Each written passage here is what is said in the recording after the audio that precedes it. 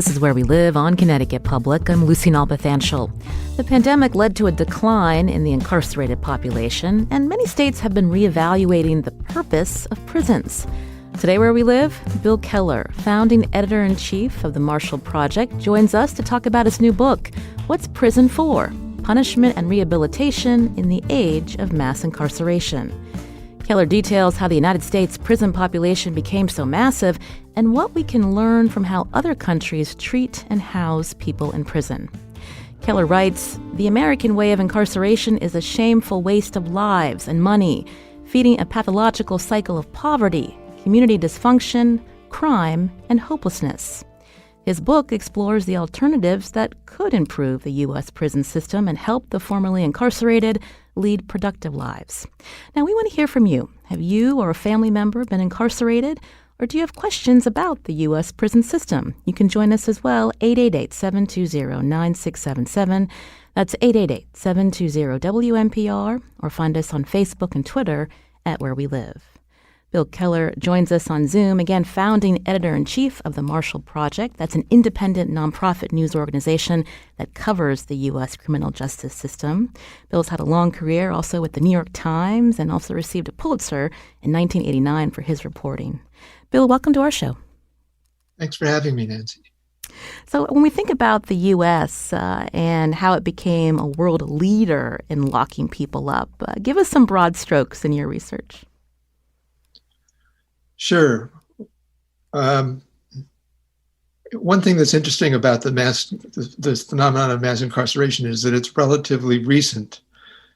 For most of the 20th century, our incarceration rate was something like 100 people incarcerated for 100,000 population, which was a little high in the developed world, but not nearly as high as it became in the 70s.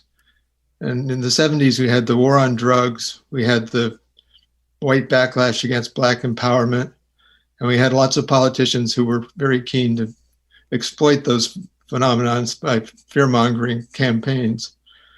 So it went from 100 to more like 500 incarcerated people per 100,000 population. It's come down a little bit since then, but we still lead the world. We have twice as high an incarceration rate as Iran and Russia. And you can go down the more developed countries, the less like us they look. We're really an outlier in many respects. You also detail the costs of what it means to incarcerate so many. And throughout the book, you're talking about the costs to someone's family and their communities, but also the financial costs. And it can vary to house a prisoner from one expert to the other, from $45,000 all the way to $450,000. Why is there such a difference there, Bill? The 45,000 number comes from the actual budgets at the federal and state and local level, what we actually pay to cage people.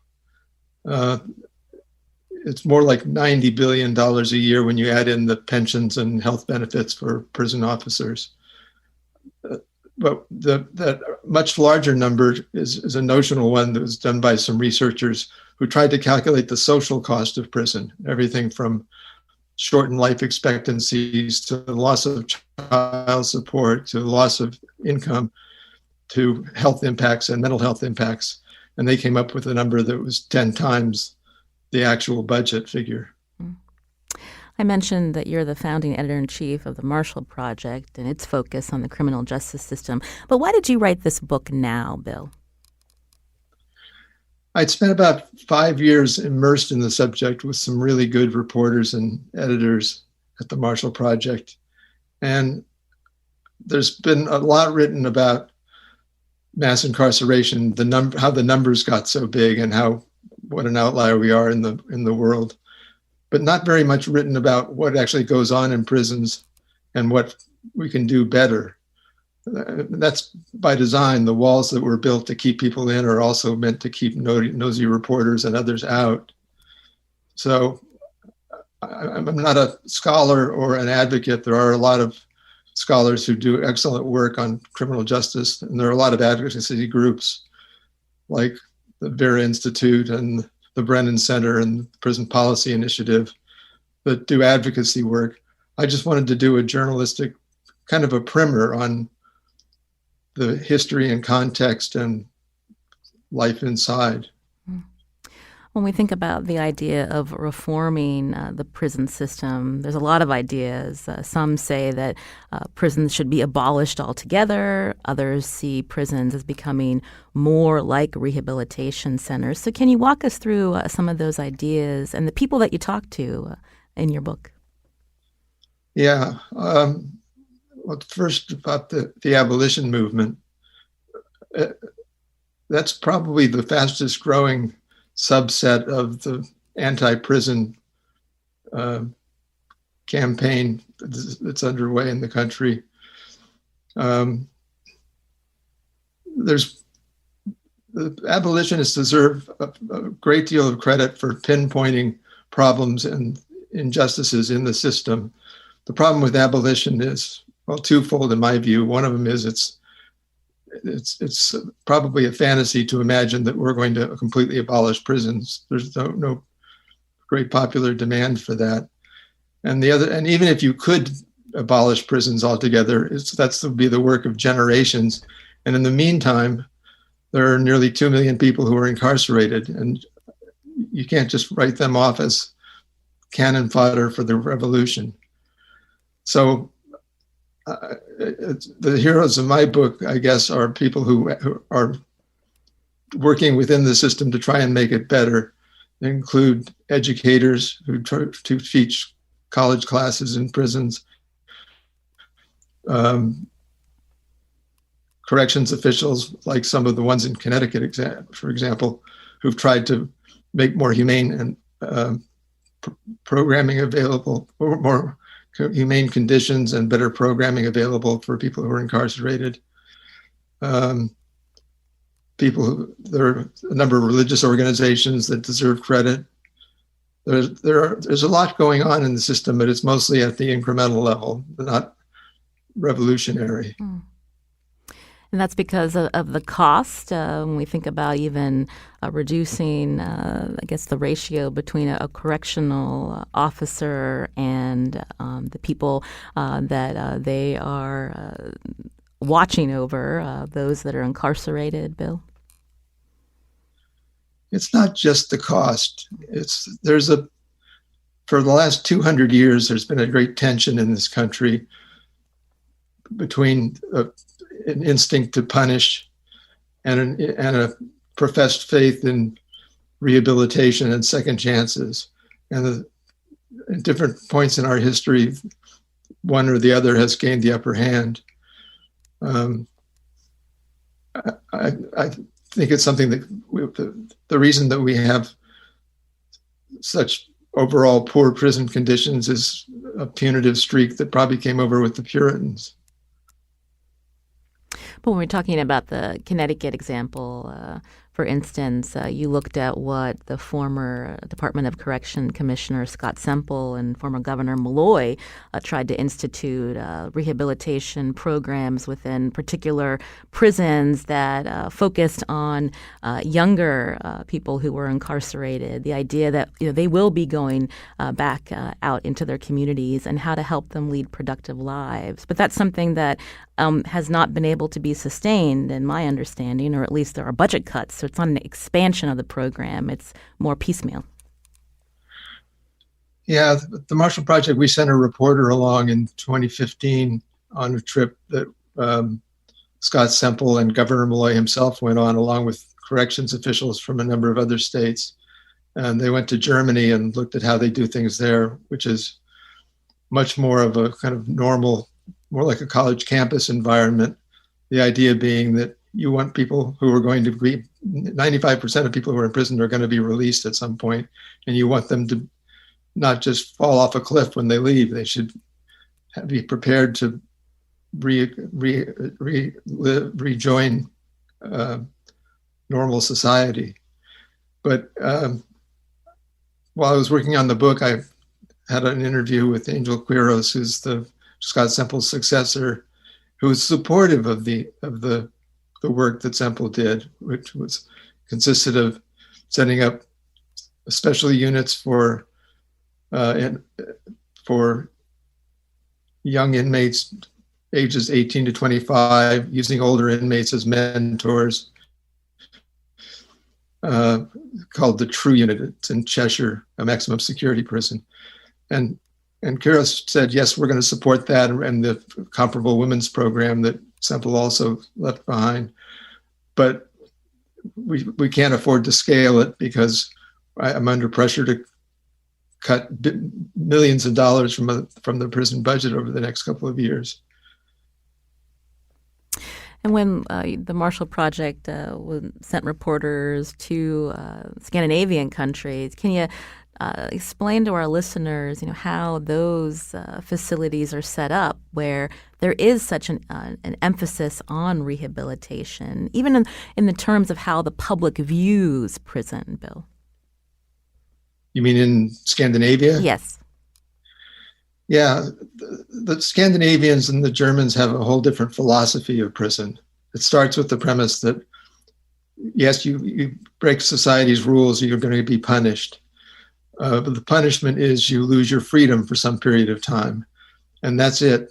But while you're incarcerated, you retain all of your other rights: the right to safety, the right to an education, the right to vote, which is an important way of keeping a bond with the larger civilization we live in. The other big difference, aside from just trying to sustain a sense of normalcy, is the role of the staff.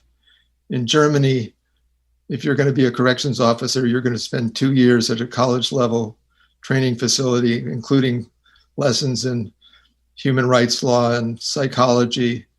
And your role, once you've got a job inside a corrections facility, is to engage the prisoners, to diagnose what it was that led them to crime in the first place, and to address those issues. In the United States, if you're going to be a corrections officer, you're going to get, in most places, a few weeks of training heavy on crowd control and self-defense. And you're actively discouraged from having relationships with the inmates. And this approach, it doesn't waver from someone who might be incarcerated that did a minor crime per se versus someone who might be seen as more dangerous, Bill? I'm not sure I understand the question. How do they treat dangerous offenders? In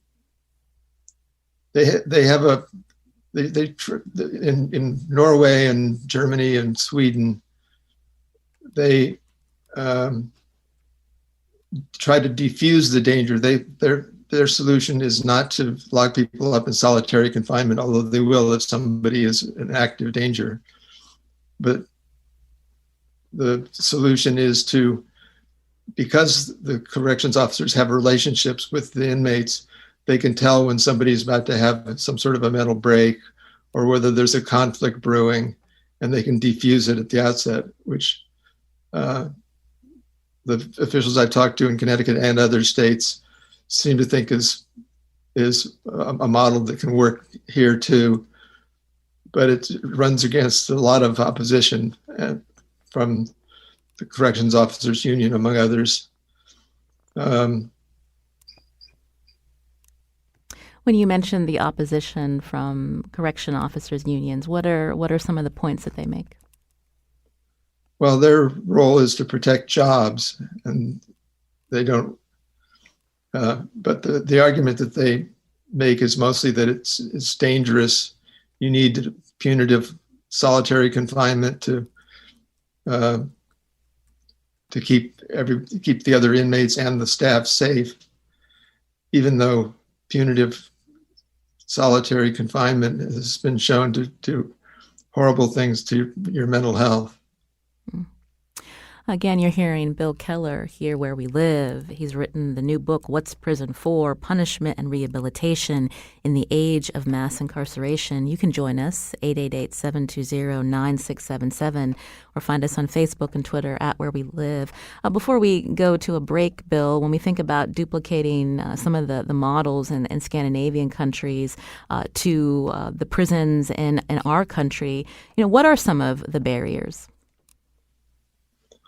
Well, the two big ones, one is an obvious one of an attitude, that there's a kind of myth that if you're spending money on prisoners and giving them an education, that's some sort of a gift, whereas in fact it's an investment.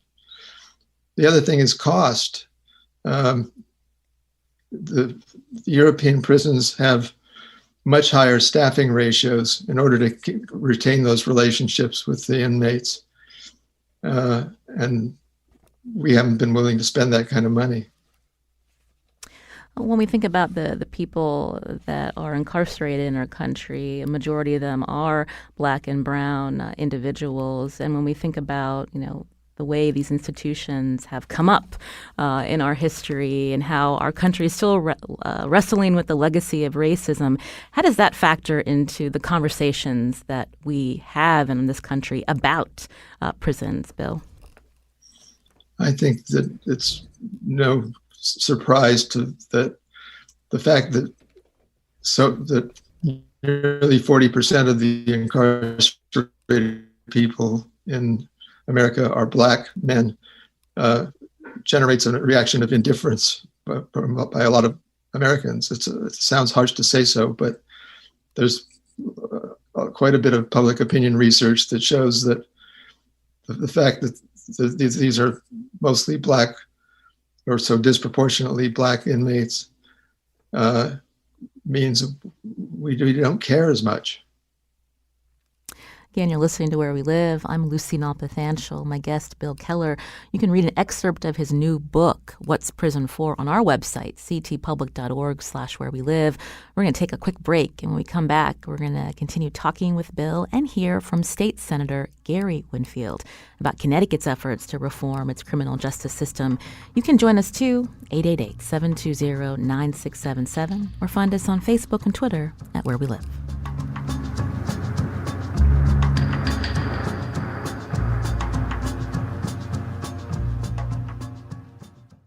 This is Where We Live on Connecticut Public. I'm Lucy Nalpathanchel.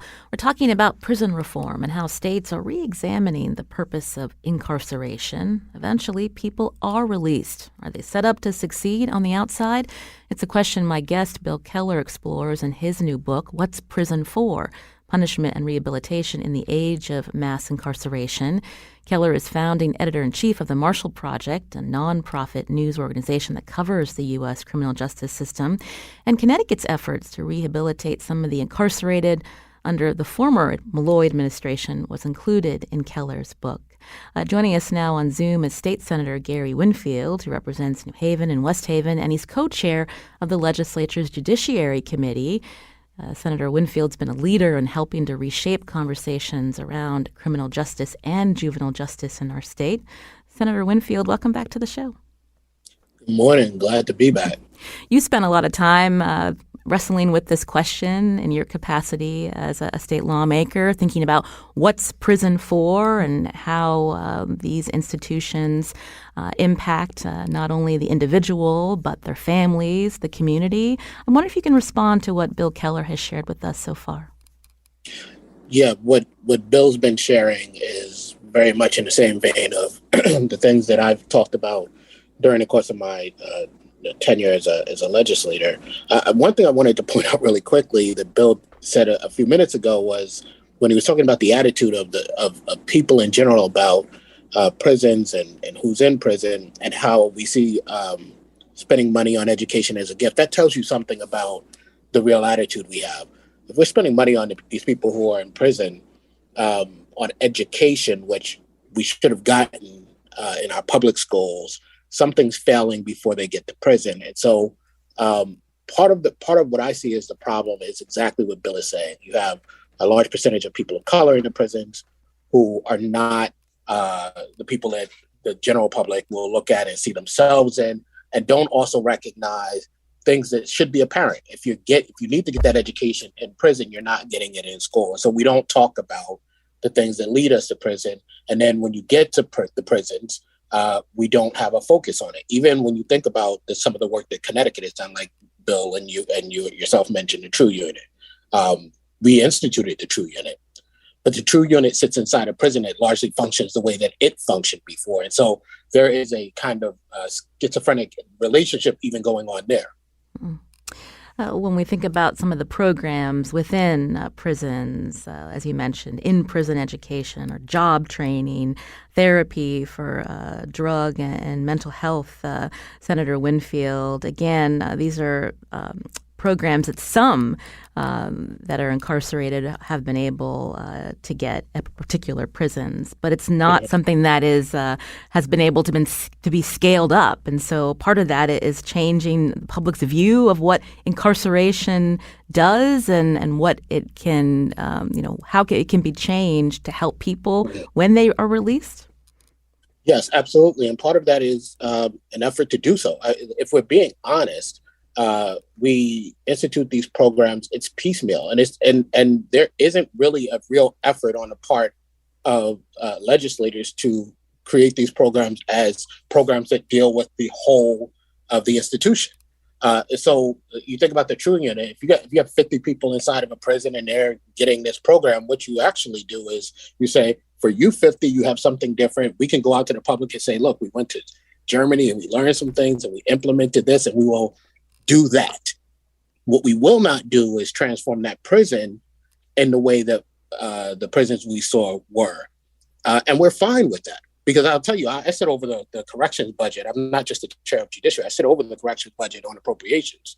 And I'm wrestling all the time to try to bring the appropriate money for programs in the prisons. And the conversation I am not having is about how do we create a Connecticut where what we do in a True Unit is what we do. Bill Keller, I'm wondering if you can respond, because you've also, in your research for the book and your colleagues at the Marshall Project, looked at other programs in other states that might surprise some of our listeners who are used to progressive Connecticut, that have also tried these programs to help those who are incarcerated. And so I'm wondering if you can talk a little bit more about this idea of a therapeutic versus punitive setting. Yeah, the other states that I focus a bit on in the book, although they're not the only ones doing it, are North Dakota, Oregon, and Pennsylvania. And the senator's right that in most of these places, it's an experimental unit inside a system that is fundamentally unchanged. And it's fundamentally unchanged because, in large part because of the cost. But also, I mean, one thing that the senator sort of alluded to is people are coming into prison having been unsuccessful at getting a decent education. The prison system serves as a kind of catchment for all of the poisons in society: lack of education, lack of housing, mental health issues, addiction issues. And you can't really reform the criminal justice system as a whole until you address these issues in society that flow into the system. So it's not just a matter of budgets, it's a matter of the sort of tsunami of problems that wash into our prison system. You also talked about the state of California. They were able to reduce the number of people incarcerated, I believe, because of a court order. But there have been some, things that have happened related to the communities now because there hasn't been investment on the community level. Bill, can you talk about that? Yeah, California has been for years now under a Supreme Court order that said that their overcrowding was a violation of the constitutional protection against cruel and unusual punishment. And they've succeeded in reducing their prison population, state prison population, by 25%. Nobody else has come close to doing that.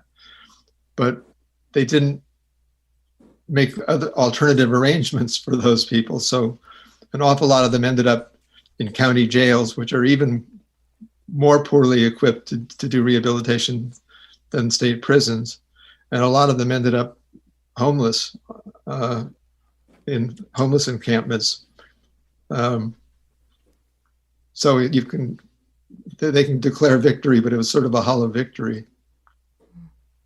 Senator Winfield, I'm wondering if you can respond to what California saw. And then even when we think about some of the conversations Connecticut has had in the last couple of years related to juveniles. And on one side, people want to see stricter penalties for a young person who may commit a crime. But again, it's not looking at the long-term view of what happens to these young people who may end up in the adult system. Yeah, what I want is a safer system for everyone. And I don't just mean a prison system, I mean just a system of life, right? Mm-hmm. So I start off asking the question of how do we get there? Not in the immediate, I see a crime, how do I think about that crime? And I think too much of the time we think about there was a crime, we need to do something about the crime, and not, as you suggest, about if we make a choice, a policy choice in this scenario, we make a choice, what are the outcomes of that choice? Because if we think about what the outcomes of the choice are, what we know is if we send young people into the prisons, they're more likely to go back into those prisons. They're more likely to spend a lifetime of being in prison. So the question is, how did they get to the prison in the first place, both young and old folks? And if we figure out how they got there, then we should be dealing with those things while we are dealing with the aftermath of a crime. What we want to do is deal with the aftermath of a crime, absent dealing with what the causes are. And that is a dangerous thing that leads you to a less safe community. And so here's the conundrum. As a politician, what do? Do you go to the public and say, we have to spend money over here where you don't want to spend money when we're having a conversation about taxes? Do you say we have to give money to these communities that are not your community because we have not historically done that, or the way that we've done it historically is not equitable? Those are hard conversations to have. And so what we tend to do is we tend to say, what you want to hear is us tell you that we're going to be tougher on crime. And we do that. We saw that in the 1990s. Clearly, it did not work. And yet, again, here we are in 2022 having a very similar conversation and trying to do the same thing. I was thinking back to efforts in our state to end the use of solitary confinement in our prisons, Senator Winfield. And I remember when you were part of this discussion, of course, talking about the impact not only on those who are incarcerated, but the people who work within prisons. What it does to the correctional officers who are also interacting with the incarcerated on a daily basis, and how to fix a system when you have these high stresses. And this is the result, right? That they're told that this must be used. This particular segregation must be given to a person because of their behavior. But how that heightens the whole environment for everyone. And I'm wondering if you can talk more about that. Yeah. So when we've been having that conversation for a very long time. In 2017, we kind of ramped it up. We brought a mock solitary cell to the state capitol, so legislators could get a taste of what it might be like. We weren't suggesting that it was exactly what we do here.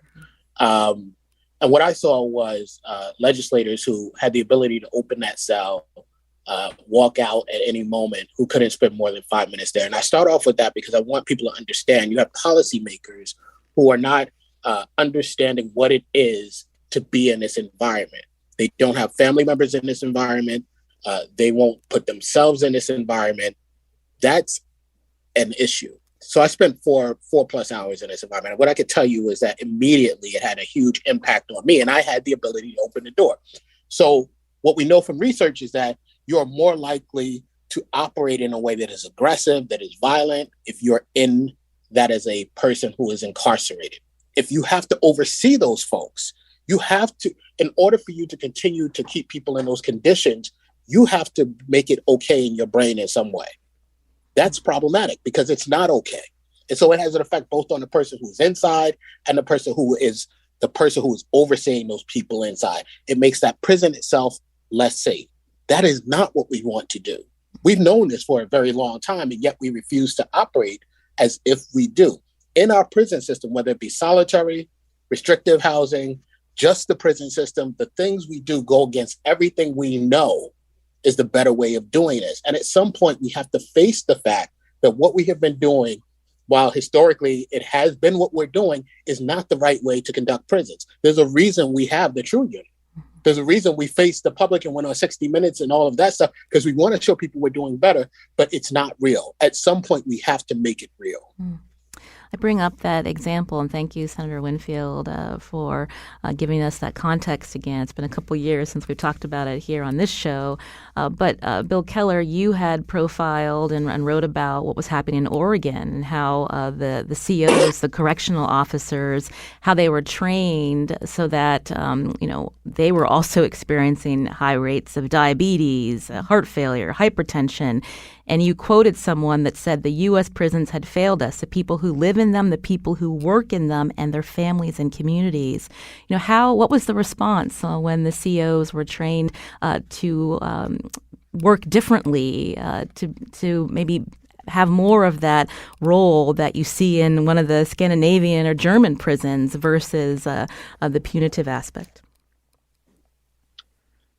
Yeah, the Oregon case is a really interesting one. They worked with a group called Amend, which is based at the University of California, San Francisco. And they actually declared the main purpose of the corrections system reform being addressed not at the prisoners, but at the staff, to try and, by working through the staff, treating it as a sort of a wellness issue, a public health issue, that would permeate the culture of the place. It's too early to have definitive, scientific data showing how it works. But from talking to both the number of corrections officials and advocates and academics in Oregon, there's a pretty good sense that where they concentrated the effort, which was mainly in the Oregon State Penitentiary in Salem, with the biggest of the prisons, it made a demonstrable effect on the culture of the prison. But in the more outlying prisons, which Oregon, like a lot of states, tends to situate prisons in remote rural areas. In some of those areas, they just don't have the resources. It's even something as simple as getting into an Alcoholics Anonymous program, which are important in prisons. You can have a 6-month wait. We've spent some time talking about the environment within U.S. prisons, as well as the factors within our society that lead some to be incarcerated at a much higher rate than others. But I'm also wondering, when we think about the question, "What's prison for?" which is the title of Bill Keller's book, one of my guests, are we ever going to get to the point where the majority of the public truly believe a person can change and deserves another chance? Because we know, this has been shown in data, as well as just hearing from people who've been incarcerated, they may finish their sentence and they may go back to their communities, but that prison record continues to follow them. And do people really believe that someone deserves a second chance? And how does that play into how our society views prisons? I'll start with you, Senator Winfield. I think it's a question that if you ask a dozen people, you'll probably get 4 or 5 different answers. It plays heavily into the way that we operate. In the policy sphere, when I'm trying to do the reforms that I've worked on, I'm always being hit with, look at the crime that this person committed. And that crime is almost as if it exists absent the fact that a human being was involved with it. Human beings change over time. That's just what we do. We do not remain the person that we were. I'm not the person I was 5 years ago. Almost none of us are. And so it seems to me to be strange that we will recognize that human beings change over time, and yet someone who's committed a crime all of a sudden has these characteristics that are immutable. That just doesn't make a lot of sense.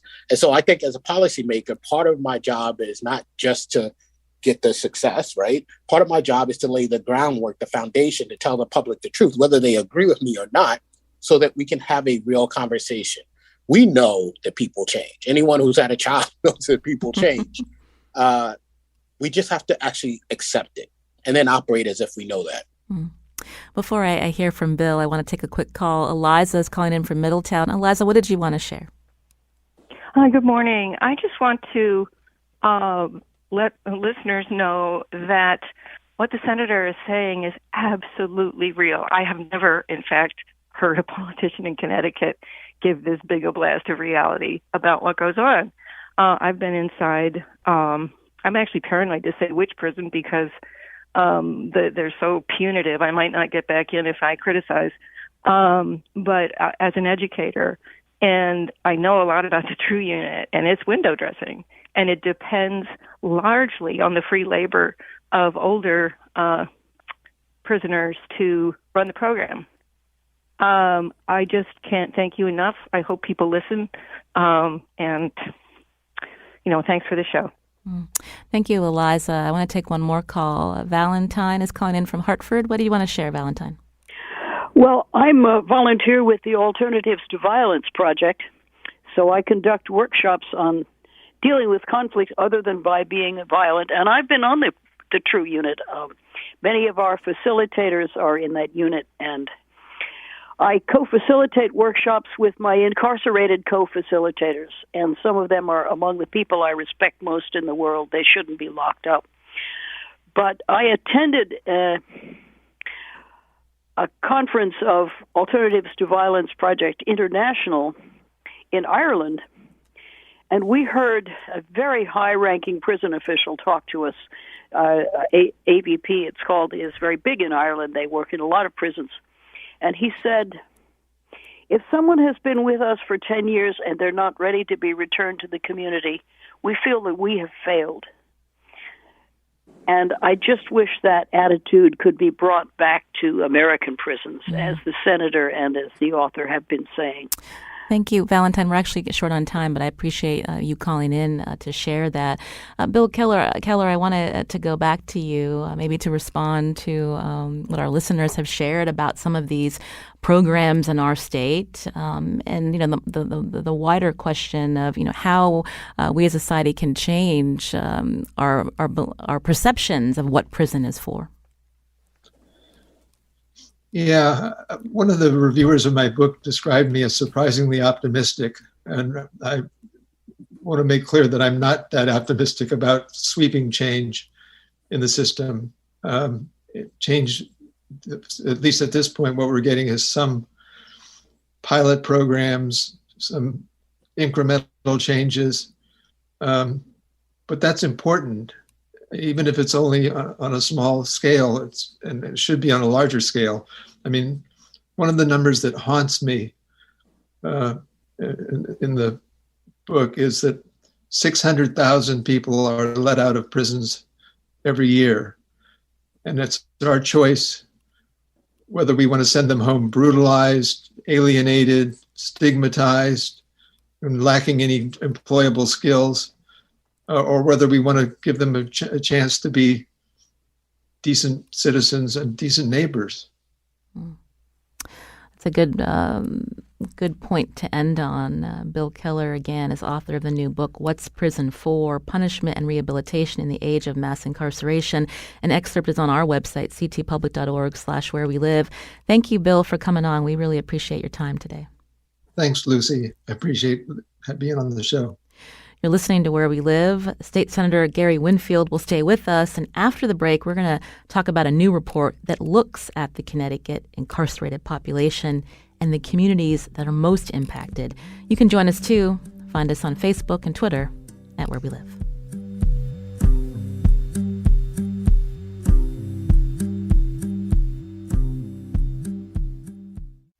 This is Where We Live on Connecticut Public. I'm Lucy Nalpathanchel.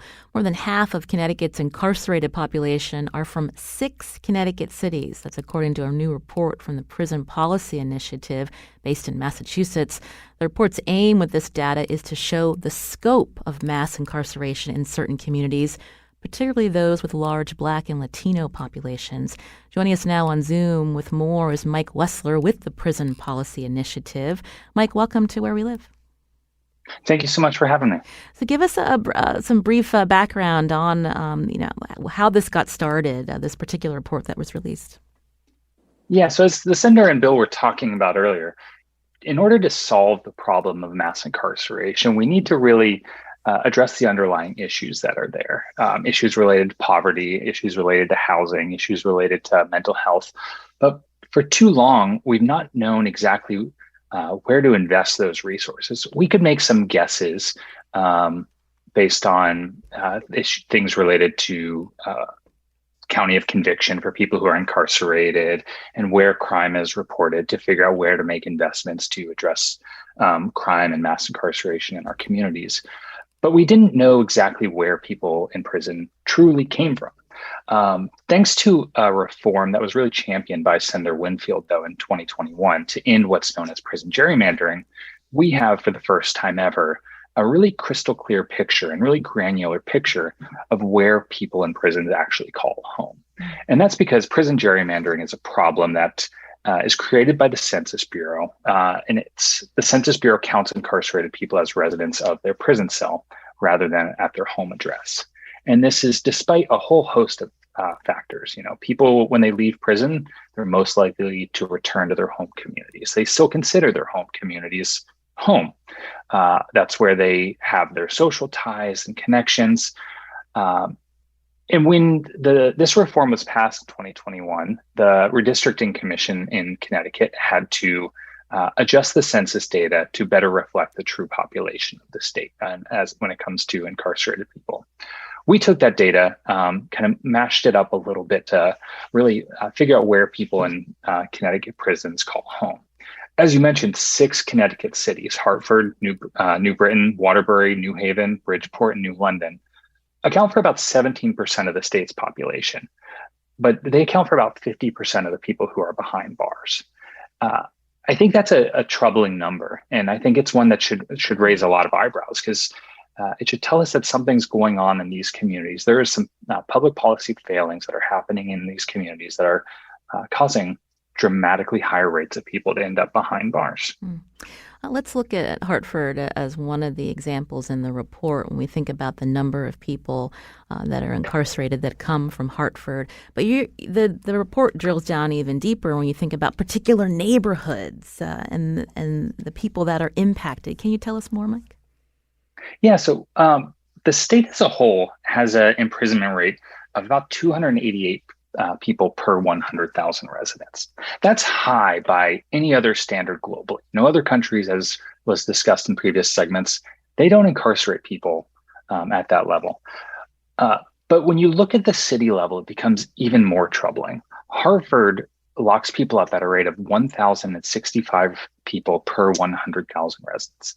That means over 1% of Hartford's population is behind bars. And that fundamentally changes and weakens the fabric of those communities.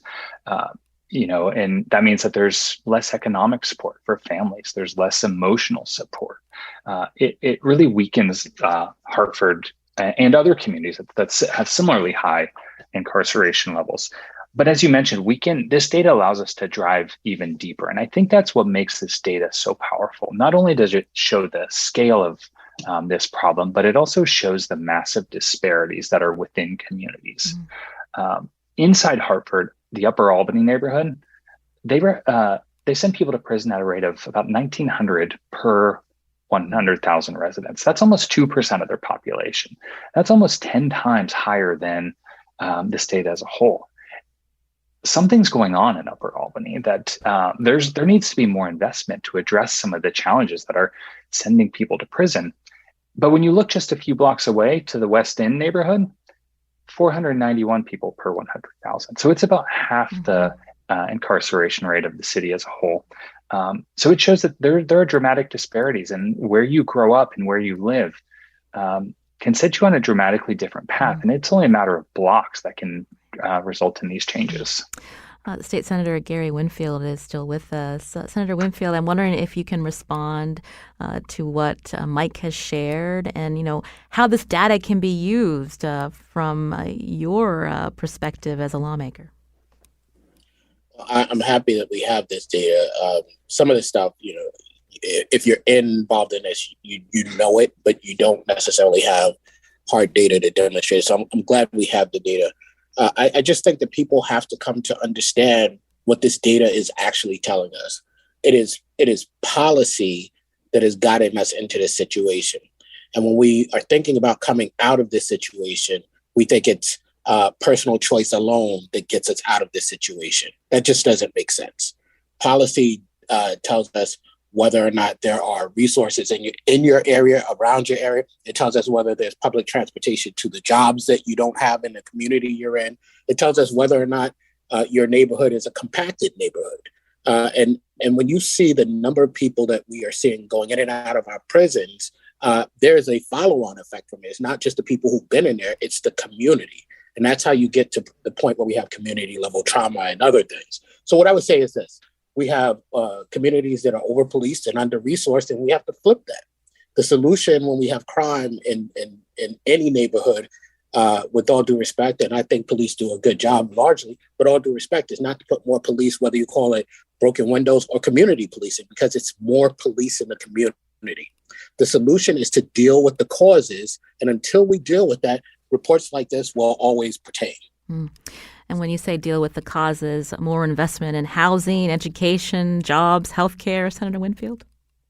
All of the above. We've had many conversations, particularly around the issue of housing, that go nowhere. Moving, whether it be different zoning or moving people to areas of high opportunity or whatever it is. And then people turn around and they say, but why do we have the crimes? It's because you refuse to change. You're going to continue to have the things that you have. Equity, I said this in a different conversation, equity requires revenue. What I mean by that is, if you want to deal with these situations and get us to a place of equity, you're going to have to spend money to do the things, to undo the things that we've done by policy choices. Again, you've been hearing State Senator Gary Winfield, who is co-chair of the Judiciary Committee. Thank you so much for your time on the show. Any previews? I know there's an election season ahead, of course, but in terms of when the session begins, some of these criminal justice proposals that you hope to bring up. I don't have a preview yet. I have an extremely long list I have to call through, but I would be happy to come back and talk to you about it all. Well, thank you for having me. Thank you, Senator Winfield. I also want to thank Mike Wessler with the Prison Policy Initiative based out of Massachusetts. We'll be sure to link to that report on our website, ctpublic.org/wherewelive. Mike, thank you for your time on the show. Thank you for having me. I'm Lucy Nalpathanchil. Today's show produced by Tess Terrible. Coming up tomorrow, we're going to sit down with George Logan, Republican candidate for the 5th Congressional District. He's challenging incumbent Representative Jahana Hayes. If you live in the 5th District, we want to hear your questions for George Logan. That conversation tomorrow on air and online. Thanks for listening.